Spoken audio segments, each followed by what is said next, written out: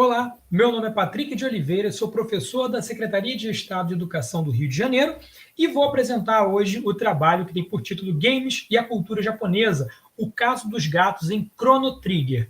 Bom, Chrono Trigger é um jogo de RPG. O jogo de RPG é um jogo na qual você passa por diversos desafios, vence inimigos para acumular pontos de experiência e assim habilitar novas características do seu personagem, habilitar novas habilidades, melhorar seu personagem. O Chrono Trigger foi um jogo lançado pela Squaresoft para Super Nintendo no Japão em 1995. É até hoje um dos jogos mais famosos e mais aclamados por fãs no mundo inteiro, vendendo mais de 5,8 milhões de cópias, inclusive para outras plataformas, como PlayStation 1, Nintendo DS e muitos mais, porque ele constitui, um jogo formado por um Dream Team, por desenvolvedores excelentes, redatores excelentes e diversos criadores muito disruptivos, porque esse jogo traz mecânicas muito inovadoras para a época, inclusive um mecanismo de viagem no tempo, porque a história do jogo se dá em diversas épocas do tempo, na qual você pode visitá-la de acordo com o rumo que você escolhe, além de ter 13 finais diferentes possíveis, ou seja, você pode obter 13 diferentes conclusões para a sua história, para o seu jogo, dependendo das escolhas que você fizer ao longo do tempo. Além disso, Chrono Trigger traz diversos elementos da cultura nipônica. E como estamos em um evento de zoologia cultural, vamos falar sobre um elemento muito importante, muito característico do Japão, que são os gatos, a presença dos gatos. E no jogo Chrono Trigger, já nas primeiras cenas, olha só quem aparece aqui, um bichano na casa do protagonista Crono. Então, quando começa ali as primeiras cenas que a mãe do Crono acorda ele, já tem um gatinho aqui presente, o gato do Crono está ali, que ele fica te seguindo na casa dele. Depois a gente vai falar um pouquinho mais sobre esses gatos na casa do Crono. Bom, dando sequência no jogo, você vai visitar a Feira do Milênio, né? Algumas etapas depois, algumas etapas seguintes ocorrem na Feira do Milênio, que é a feira que comemora a chegada do ano 1000. Esse ano 1000 é, na verdade, uma comemoração, né, para o próprio rei promove para poder celebrar na Praça da Rainha Lin, que leva o nome da própria rainha desse reino aí. E na Lin Square, quando você passa pelos eventos da Feira do Milênio, você tem alguns desafios e algumas quests, que são desafios paralelos do jogo e extras para serem cumpridos. Um deles é desafiar o robô gato. E esse robô gato foi criado pela personagem Luca, que é a melhor amiga do Crono, uma das primeiras personagens que entram na sua party, no seu grupo, e ela criou o robô gato. Você luta contra ele para obter tanto pontos de XP, pontos de experiência, como também Silver Points. Silver Points são pontos trocados na feira por dinheiro ou por itens, inclusive também para participar de outros minigames dessa feira. E tem aqui, inclusive, uma fanart muito legal de um artista que fez, né, o gato naquele modelo de cartaz de desafio de boxe, MMA, né, para você lutar contra ele e ganhar aqui, ó, os 15 Silver Points, né? Então você desafia o gato, ele vem lutando com o seu microfone e aí você consegue ganhar 15 Silver Points. Ainda na Feira do Milênio, você também tem uma outra quest que você pode ajudar essa garotinha aqui a encontrar o gatinho perdido dela. E quando você faz isso, você também muda um pouco o enredo do jogo, você muda o destino do jogo, porque depois lá na frente, quando o Crono é julgado, passa por um julgamento,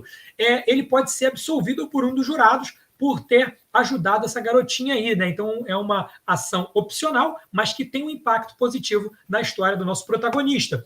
Também na Feira do Milênio você tem a Tenda dos Horrores, que é uma tenda em que você tem vários desafios que quando você cumpre eles, você ganha um item chamado Ração de Gato.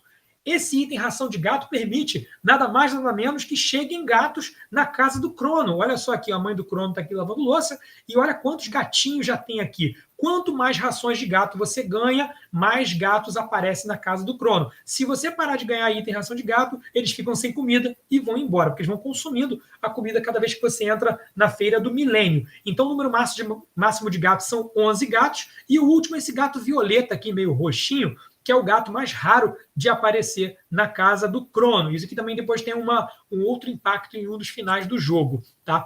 Voltando no tempo, no ano 12.000, você pode encontrar também um outro gato muito importante, que é o Alfador. É o gato do personagem Janus, Na verdade, Janus é a versão infantil do Magus, que é um dos personagens que começa como um vilão, depois vira um anti-herói e depois acaba se tornando um dos heróis também. É opcional também trazer ele para sua party, para o seu grupo, então ele pode se tornar um membro do seu time também, te ajudando a lutar contra o vilão final do jogo, o Lavos. Então, quando o Magus era criança, ele era o Janus, ele tinha esse gatinho aqui, que é o Alphador. Se você voltar com o Magus lá para o passado, né, depois que ele entra no seu time, e você voltar para lá e encontrar de novo o Alphador, esse gato fica andando atrás do Magus, porque ele reconhece o Magus como o Janus, como aquela criança. Isso não é dito explicitamente no game, mas você consegue perceber pela presença desse gato aí. Também temos um vilão inspirado no robô gato, lá da Feira do Milênio, que é o Cybot. É um ciborgue que você consegue lutar mais para frente no jogo, que tem técnicas bem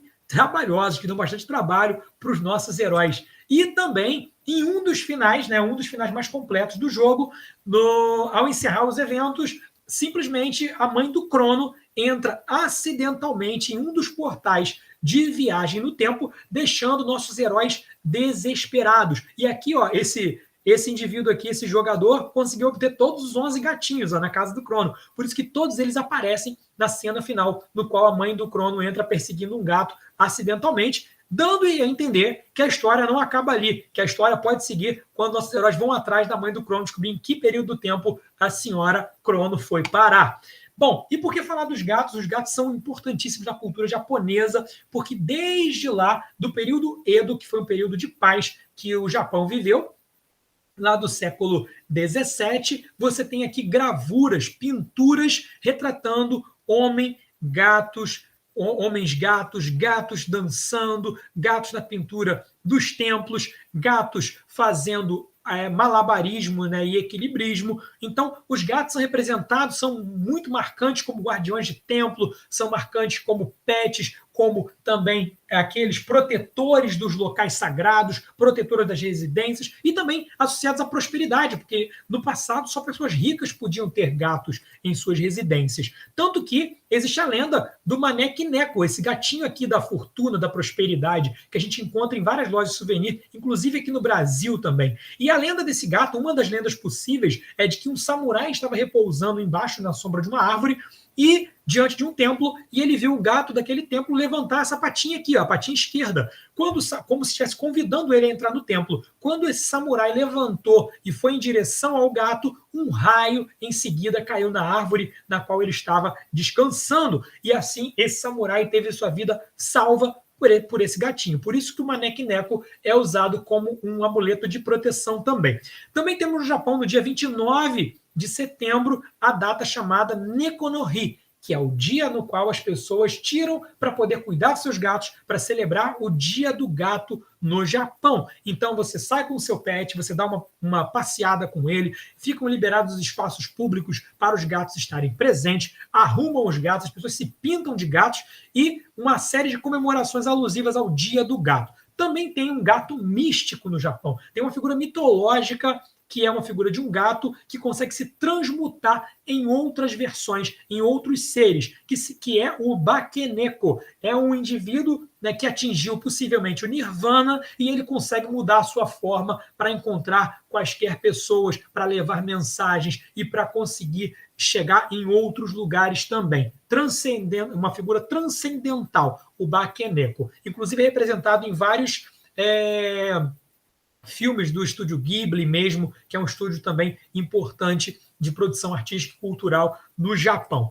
Então, pessoal, queria deixar para vocês a seguinte mensagem: o Chrono Trigger, apesar de ser um jogo de RPG, de aventura, um jogo que atingiu milhões de fãs e ainda tem muitos milhões de fãs no mundo, inclusive eu sou um jogador de Chrono Trigger há muitos anos e continuo jogando esse game.